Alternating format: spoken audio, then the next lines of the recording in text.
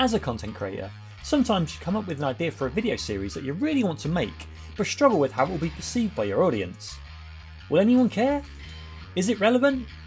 Why am I not, I don't know, Tamaracade? What? And then fortune strikes in the most unexpected of ways.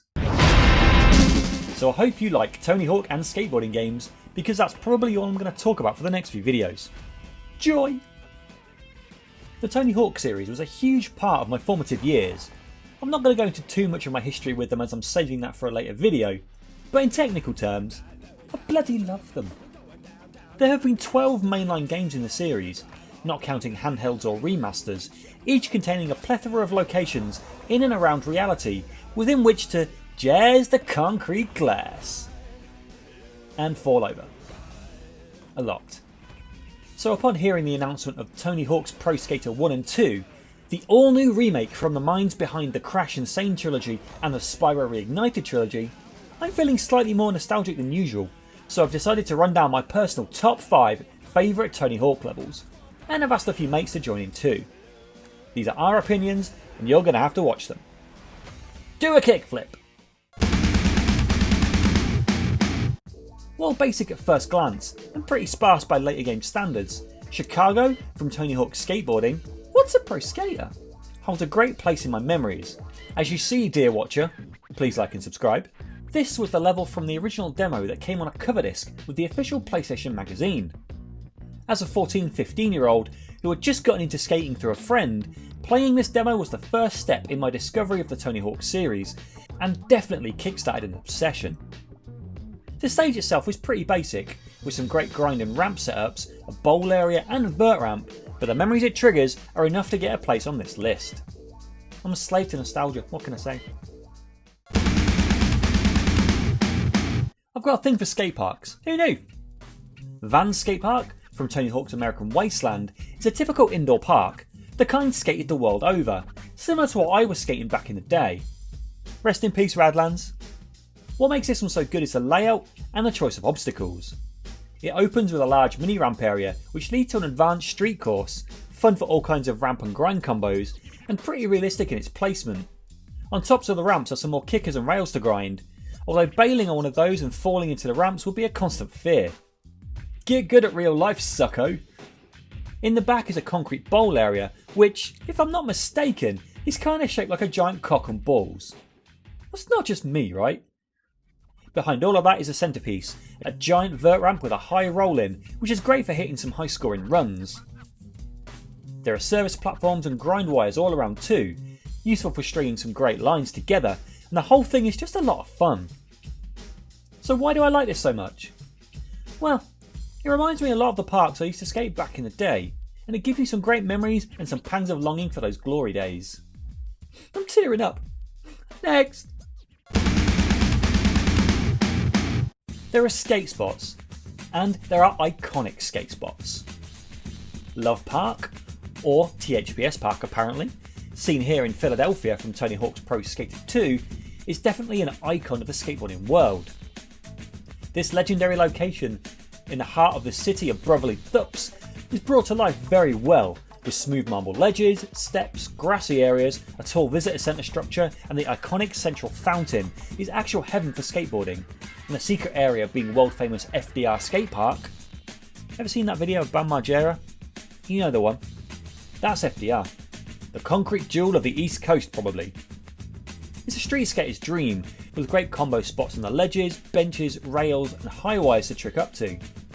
That's probably why the real Love Park became a no-go area where skateboarding was banned and fines were issued, and recently the whole thing was just knocked down and rebuilt to basically be unskateable. Seriously, if you get the chance, have a read about Love Park. Its history is just fascinating. This area was also reused in Tony Hawk's Proving Ground, albeit kinda underwhelmingly, although FDR did become its own stage, and it's massive and a great fun park. Proving Ground itself ain't so good though. Speaking of iconic skate cities, they don't come much more iconica. Is that a word? Than San Francisco, California, as seen in Tony Hawk's Pro Skater 4. This huge level covers famous skate spots such as the Pier 7 manual pads, the historic and now unskateable Embarcadero and Harbour Hideout, and even 3rd and Army, as well as access to Fisherman's Wharf on Pier 39. Not a skate spot, but a famous tourist destination that I've actually visited. If you ever watch a skate video, particularly from the late 90s early 2000s, these spots should be instantly recognisable, with the red bricks of EMB, the crazy Valancourt fountain, the bay views behind Pier 7, it's all represented here. They even threw some ramps either side of the 3rd and Army rails for some great combo lines. Special mention also goes out to San Francisco from Tony Hawk's Pro Skater, which I feel had a better representation of Embarcadero, so some kind of hybrid of the two levels would be a masterpiece. As it is though, Tony Hawk's Pro Skater 4's San Francisco is still my second favourite stage.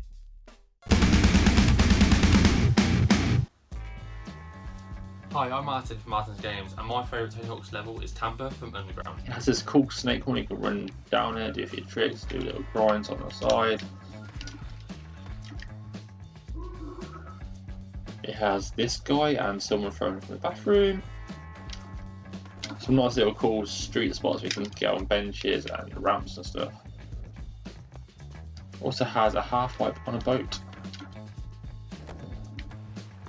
Some even more cool street spots, it's got this little water pipes here and this rail and stuff like that. It's pretty cool.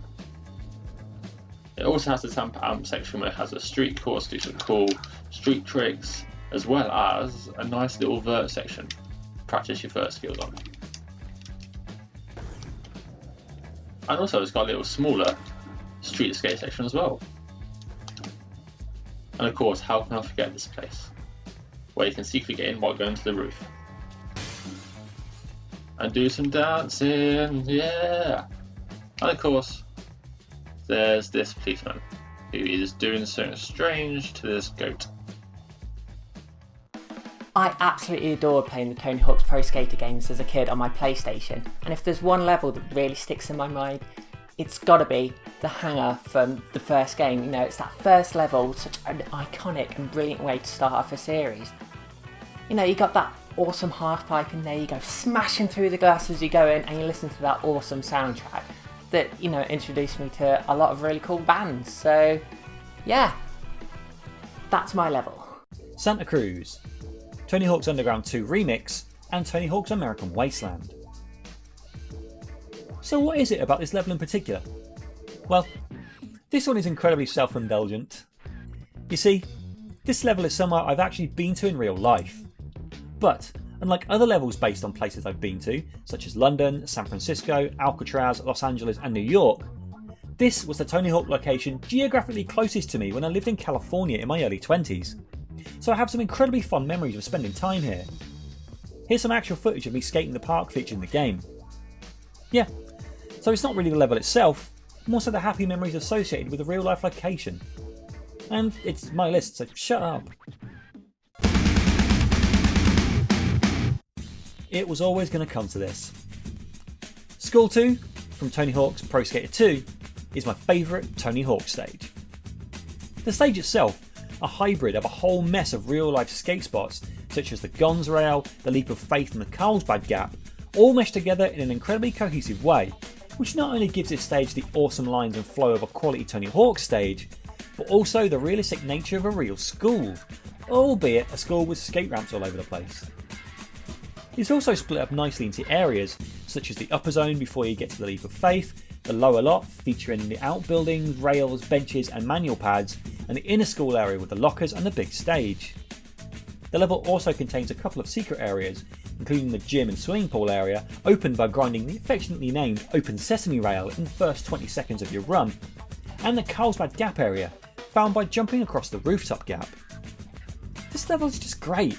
It's fun, with a great assortment of obstacles and unique areas, has the vibe of a realistic school, and contains replicas of real skate spots, and it just feels right. This is the epitome of a Tony Hawk stage, and I dare you to not have fun whilst playing it.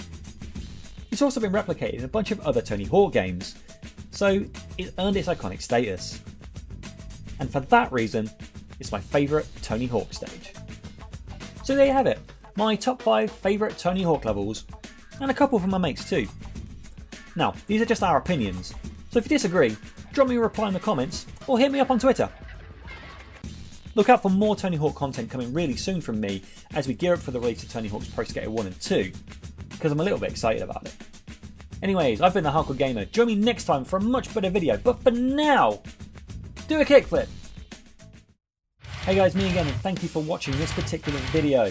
Huge thanks also go out to Martin's Games and Tamaracade for helping me out with this video. Check in the description below for links to their channels, because they're both amazing.